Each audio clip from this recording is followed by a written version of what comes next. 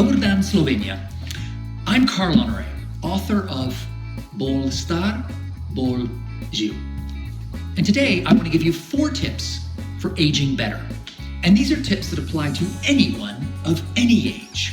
And they go beyond the usual stuff of getting exercise and eating a good diet. We all know that. I want to go a bit deeper now. Tip number 1, keep on learning.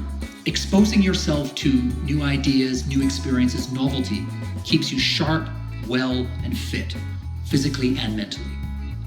Tip number 2, keep up a strong social network, social bonds. We are social animals, and those human connections keep us well in our bodies and minds.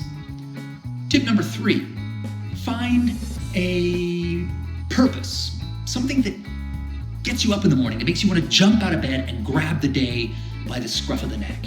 That will keep you sharp physically and cognitively. And then last but not least, number 4, keep on smiling and laughing. Humor.